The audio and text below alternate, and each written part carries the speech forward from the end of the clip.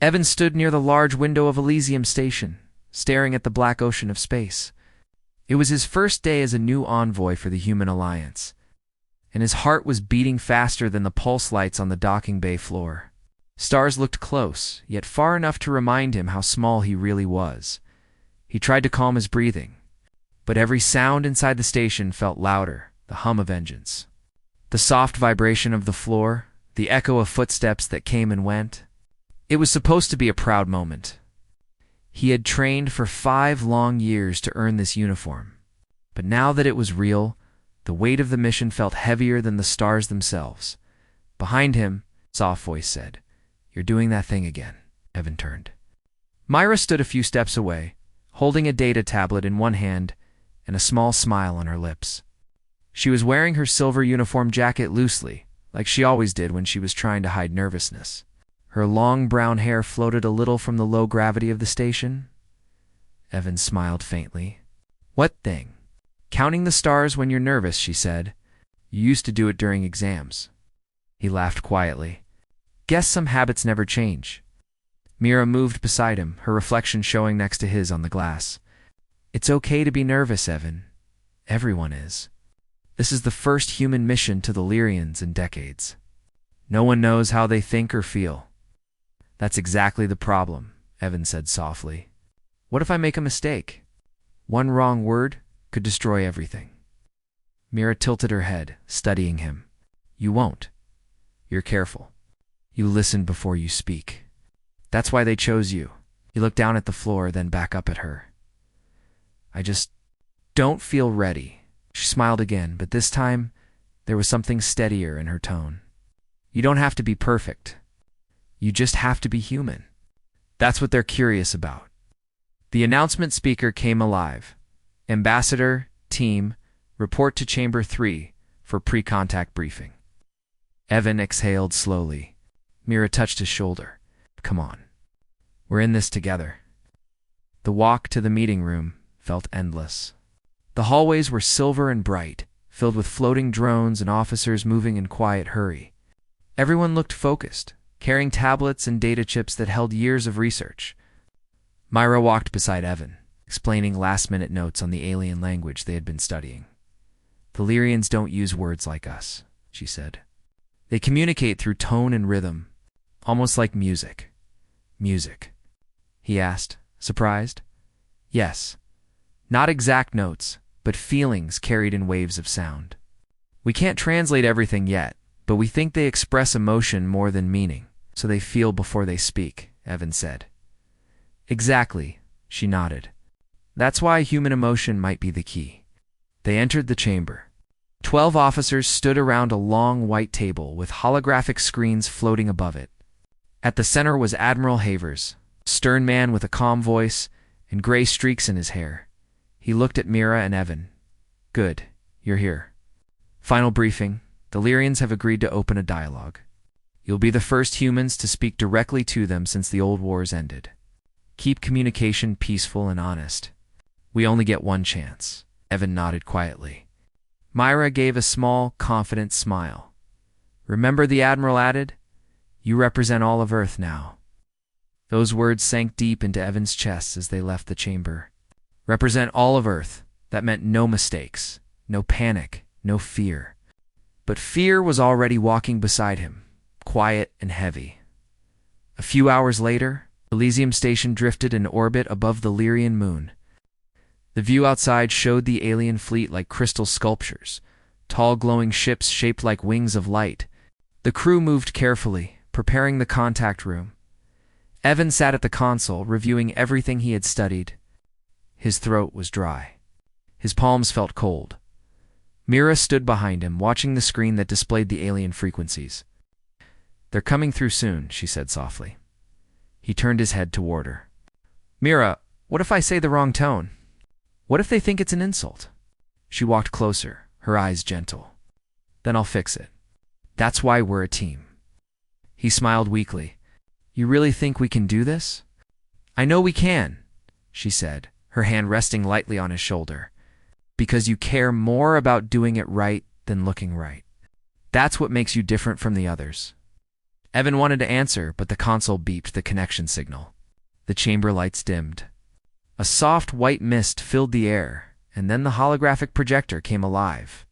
The aliens appeared, tall figures made of soft glowing light, their forms shifting like glass in water. There were no eyes, no mouths, just radiance. The sound that came with them wasn't speech, but vibration, a hum that echoed through the walls. Everyone in the room froze. Evan's training told him to wait, to observe before reacting. But his heart was racing.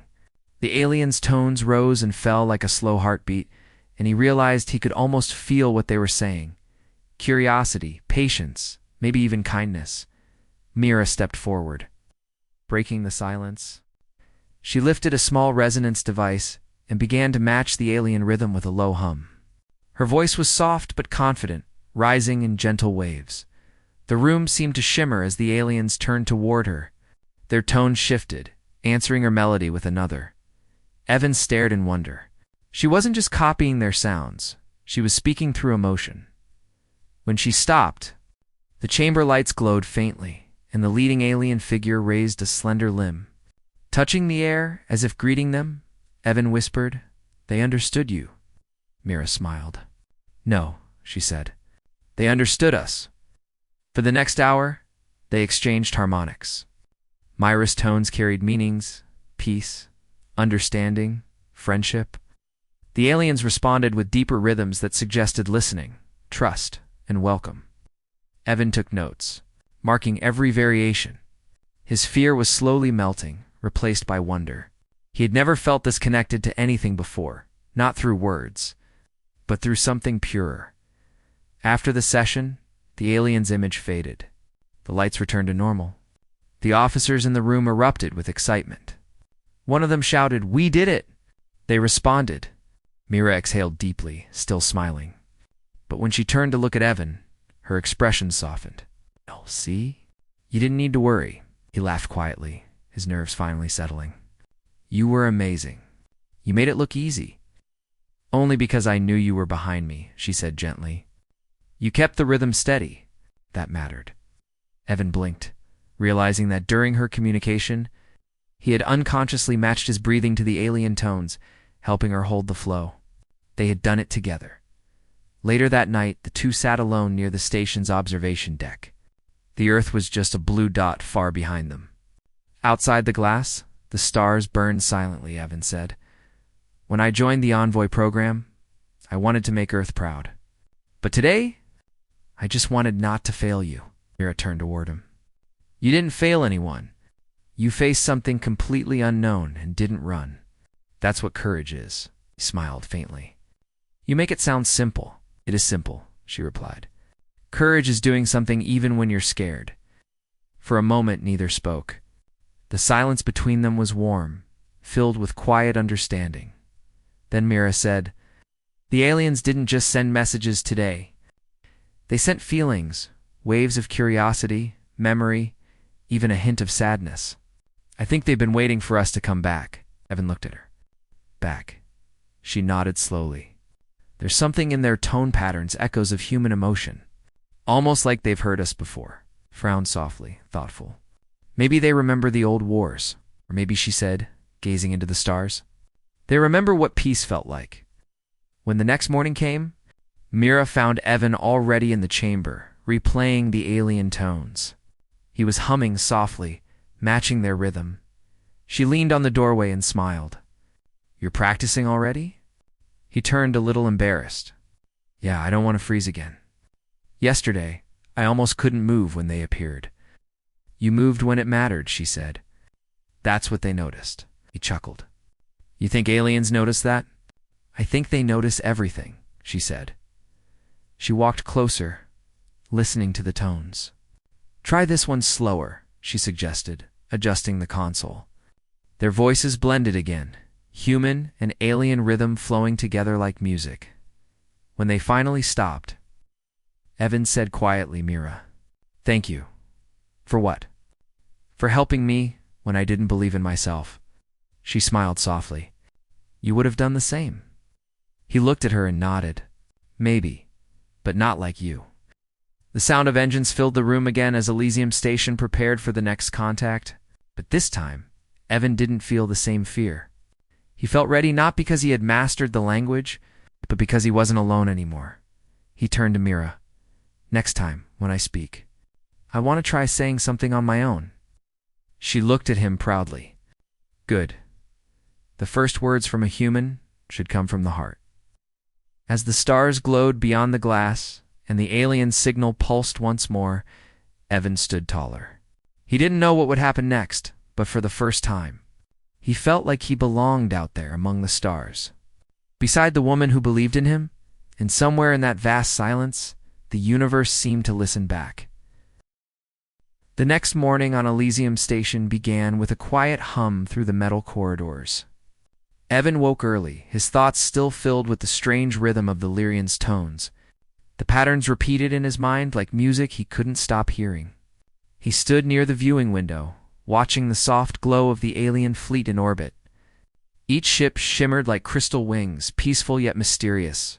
Mira joined him, holding 2 small cups of warm nutrient drink. "You didn't sleep," she said gently. He smiled, taking the cup. "Couldn't I keep thinking about what we heard yesterday? Those tones, they weren't random. It felt like they were trying to feel what we feel." Mira nodded. "I think they were showing us their curiosity, maybe even hope." They stood side by side, silent for a moment. The space outside seemed calm, but everyone on the station felt the tension. The first contact had gone well, yet nobody truly understood the Lyrians. What they wanted or why they reached out now remained a mystery. The loudspeaker broke the quiet envoy team. "Report to Chamber 1. The Lyrians have requested a direct link." Evan and Mira exchanged a glance. "Already?" He said. "They're waiting for something," Mira replied. "Let's find out what." The chamber was dimly lit when they entered. Admiral Havers and a few officers were already there, reviewing signal data on floating screens. The alien energy signature pulsed slowly, like a heartbeat. "Sit down," Havers said. "They've sent a clear tone pattern repeating your voice samples, Dr. Mira. They're asking for you personally." Mira looked surprised. "Just me?" "Yes," the Admiral said, crossing his arms. "They want you to respond without the translation device. They said the human frequencies carry life.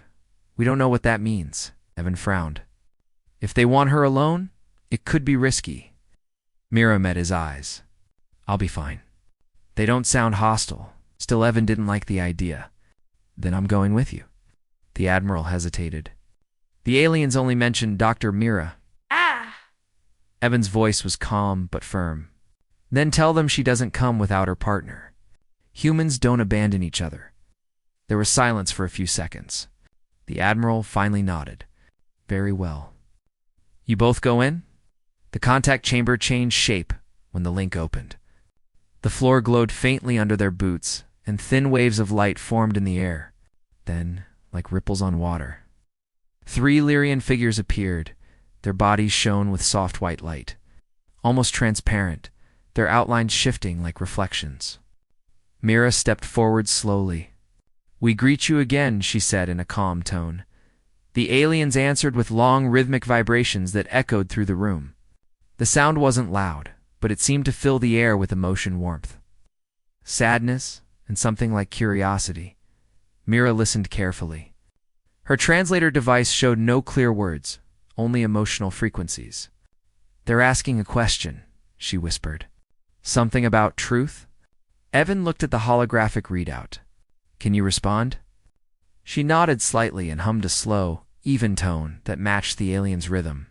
The air shimmered brighter, and one of the Lyrians stepped closer. Its light pulsed gently, forming patterns around her. Then, suddenly, the alien projected a wave of images in the air: human faces. Laughter, tears, battles, music, oceans, cities. It was showing memories collected from old human broadcasts. "They must have been watching Earth for years," Evan whispered. "They know us." Mira's voice was soft. "They've been learning." The lead alien moved closer until its light almost touched her hand. Its tone deepened into something that felt like a question again, though no words came through. Mira listened and then spoke softly. They're asking what makes humans care for one another. Why we help when there's danger, even when we could run. Evan stepped forward, standing beside her. Because that's what makes us human, he said firmly. We don't survive by being alone. The alien's glow flickered in response, as if thinking. The other two Lyrians began to hum in low harmony, their light surrounding both humans like a gentle cloud. Mira could feel the air vibrating through her chest, calm and peaceful. Then, the lead Lyrian produced a tone unlike any before low, almost trembling. The translation monitor flickered for the first time, and a single word appeared in glowing letters. Trust. Myra's eyes widened. They learned the word, she whispered. Evan smiled slightly. Then that's where we start. The communication lasted for hours. Mira repeated simple words in rhythm: peace, friend, share. The Lyrians responded with soft tones and matching pulses of color. Slowly, patterns formed between their voices, and something new was built. Understanding when it finally ended, the Lyrians bowed slightly and faded from sight. The chamber lights returned to normal.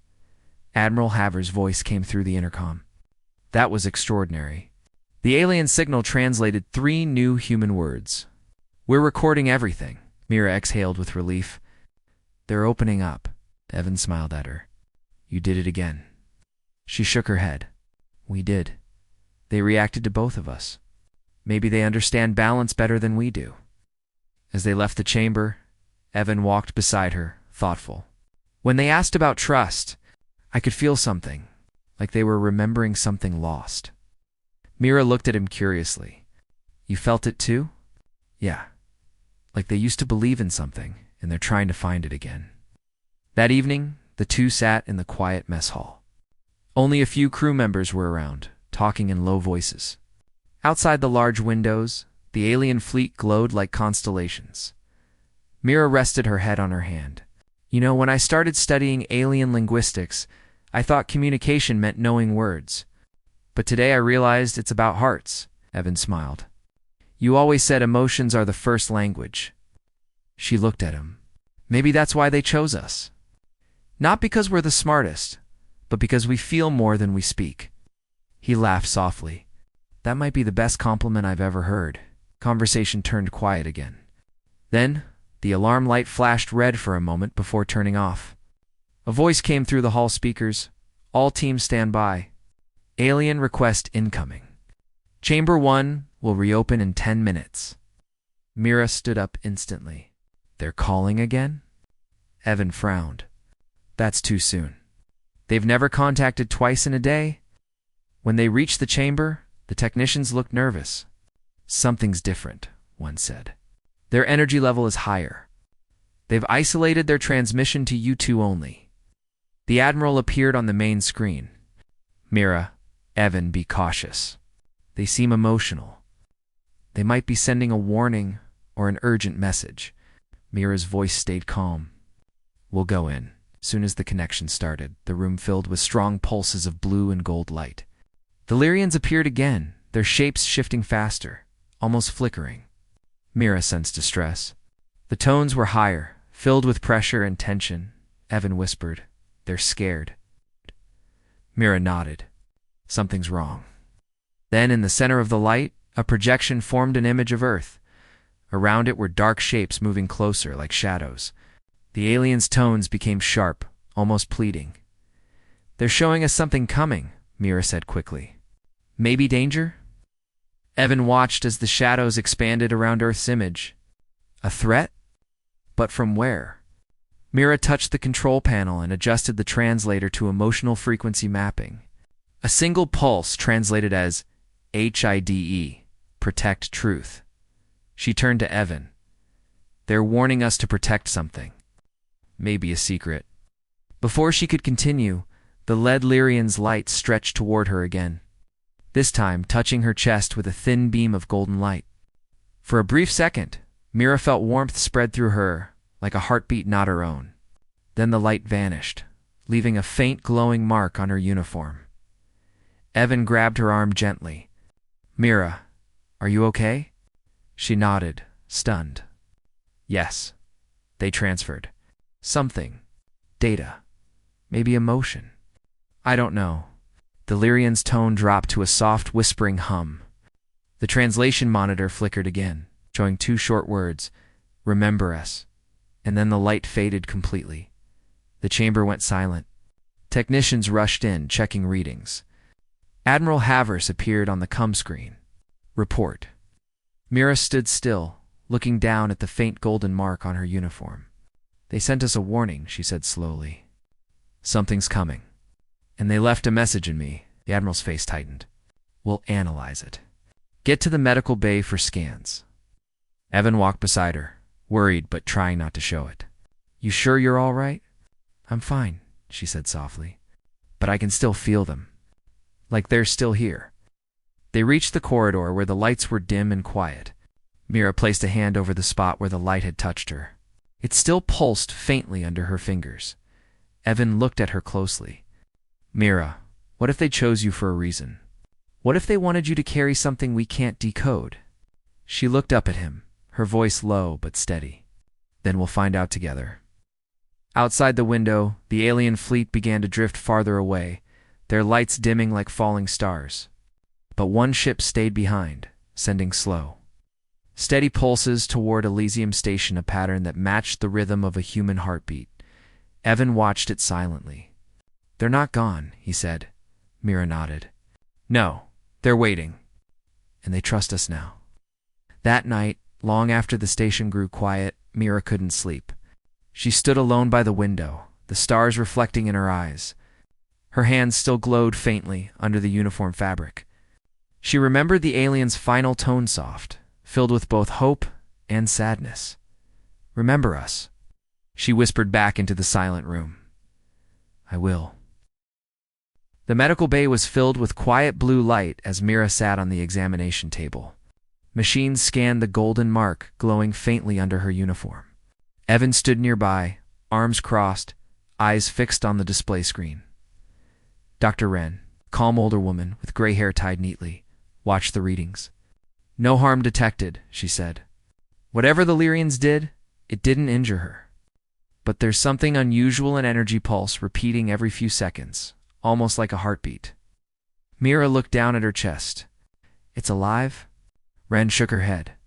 "Not a live responsive. It's reacting to your emotions. When you're calm, it slows. When you're anxious, it speeds up." Evan frowned. "Could it be a message?" "Possibly," the doctor replied. "But it's beyond human decoding. It's like a living signal. We'll keep observing." Mira nodded. "I want to help decode it. It's connected to their warning." Evan glanced at her, worry still in his eyes. "You should rest." She gave a small smile. "Resting won't save Earth." Over the next 2 days, Mira and Evan worked together in the research lab. Dozens of screens displayed the alien signal patterns. The Lyrian's last transmission, remember us, played on a loop. Evan compared rhythm patterns while Mira used her voice to mimic the tones.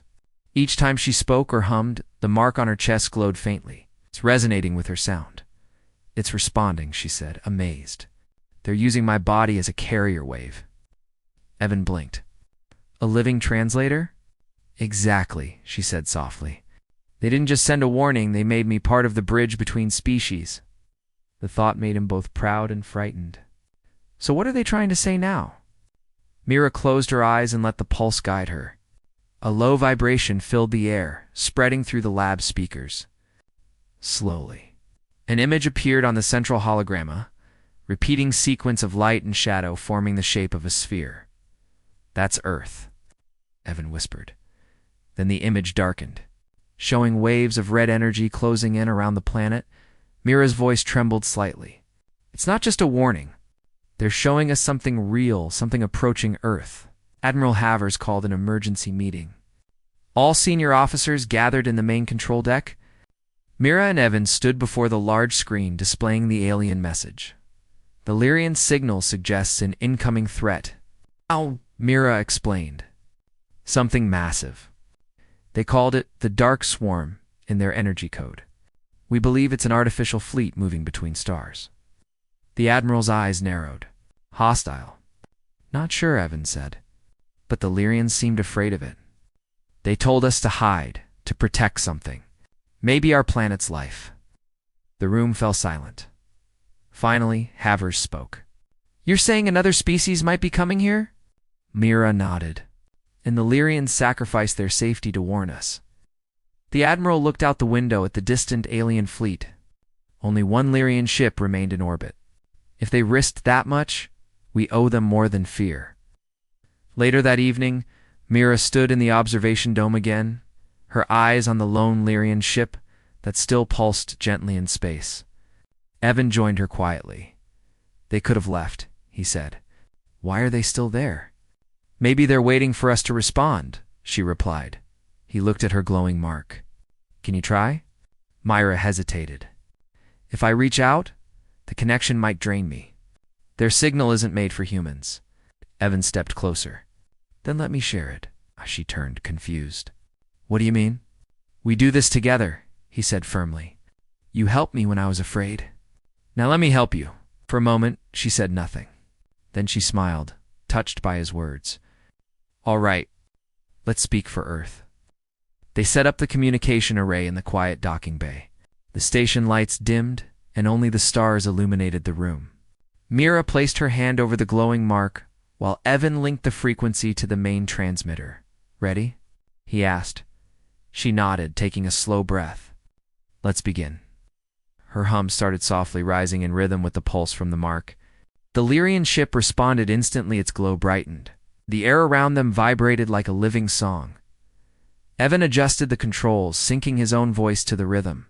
Together, they created a pattern of tones. Human and alien blended as one. The Lyrian ship projected a beam of light across space, striking the station's communication dish. Suddenly, the holographic display filled with data, unknown coordinates, waveforms, and a repeating image of a distant star system. Evan's eyes widened. "They're showing where the dark swarm is coming from." Mira stared at the display. "It's heading toward our solar boundary. Only weeks away." She looked at the glowing ship outside. "They want us to prepare." Hours later, the entire station worked in urgency.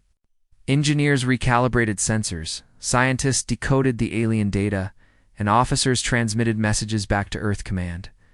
Humanity had just received its first warning from beyond. Mira and Evan didn't rest. The Lyrians sent another pulse, gentle and melodic, almost like a lullaby. Mira listened carefully. "They're saying goodbye." Evan frowned. "Goodbye?" She nodded slowly. "Their energy's fading. They're leaving their orbit." Outside the window, the Lyrian ship began to rise higher, its light stretching into thin strands that scattered like glowing dust. Evan whispered, "They're disassembling themselves." Mira's voice was quiet. "They're giving the last of their energy to keep the warning alive." As the final light faded, the station's sensors recorded one last transmission, a pure tone of peace, followed by silence. Mira closed her eyes. They trusted us to continue their message. Evan placed a hand on her shoulder. "And we will." Days passed. The warning spread through human space networks. Scientists across colonies confirmed strange energy signatures near the solar border. But what the Lyrians had called the Dark Swarm remained a mystery. No one had ever seen ships like them in the command chamber. Mira and Evan stood beside Admiral Havers as the latest data appeared on the screen. "Contact in 12 days, the Admiral said. "Unidentified fleet approaching at sublight speed." "No signals, no response." Mira whispered, "They're coming." Evan looked at her. "Then we meet them like the Lyrians met us? With courage, not fear." The Admiral nodded. "Prepare the diplomatic channel? If there's even a small chance they can be reasoned with, we'll try." That night, the two found themselves back in the observation dome. Outside, Earth's distant blue glow shimmered faintly through the darkness. Evan spoke first. "Do you think the Lyrians saw something good in us?" Mira turned toward him. "They saw hope. Maybe we reminded them of what they lost." He smiled. "Then let's make sure they were right." The silence stretched, peaceful and strong. Then the mark on Mira's chest began to glow again, brighter than before. The hum returned, slow and deep, vibrating through the room. She gasped. "They're not gone." They left part of their memory inside me. Evan stepped closer. Can you understand it? Her voice softened. It's not words it's feeling. They're saying, stand together. He nodded. Then that's exactly what we'll do. The next days blurred into preparation.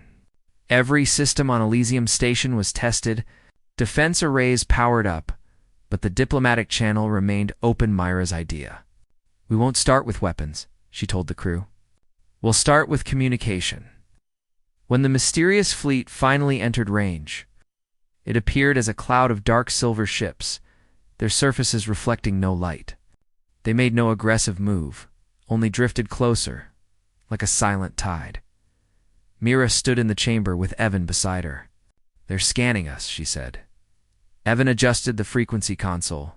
Send the Lyrian signal. She began to hum again, repeating the rhythm that had once built peace between species. The sound echoed through the vastness of space, gentle yet powerful. For a moment, there was nothing. Then, one of the dark ships emitted a faint reply, a broken tone that wavered like a question. They heard us, Evan said quietly. Myra's heart raced. Keep it steady. The tones merged again slowly, uncertainly, until the screen showed a simple, unified pattern. The translation monitor flickered once more, revealing a single glowing word, peace. Evan exhaled. They understand. Myra smiled, tears in her eyes. The Lyrians were right. Emotion is the bridge. Later, as the crisis faded and the new contact stabilized, Myra sat alone by the window. Earth's distant glow shimmered softly, and the mark on her chest had finally dimmed. She could still hear faint echoes of the Lyrian hum, soft, steady, eternal. Evan joined her quietly, placing 2 cups of warm drink on the table. You did it, he said. She looked at him and smiled gently. We did it. You and I, and them. He nodded, sitting beside her. You know what's strange? When I first came here, I just wanted to do my job right. Now, I feel like we've changed something bigger than ourselves. Era looked out at the stars. Maybe that's what humanity is meant to do, not conquer space, but understand it. For a while they sat in peaceful silence, watching the stars move slowly past the station's window. Then, faintly, from somewhere deep in space, a single rhythmic pulse echoed back the same pattern the Lyrians had taught them. Mira smiled softly. They're still out there. Maybe not in body, but in memory. Evan's voice was warm. Then we'll carry their message for them. She looked at him, eyes bright under the soft starlight. A message of trust, of peace, of being human. He reached out and took her hand gently. And that's how humanity speaks to the stars. Outside the station, the stars pulsed faintly like distant heartbeats in the dark. 2 humans sat side by side, carrying the rhythm of an entire world, and the universe at last seemed to listen.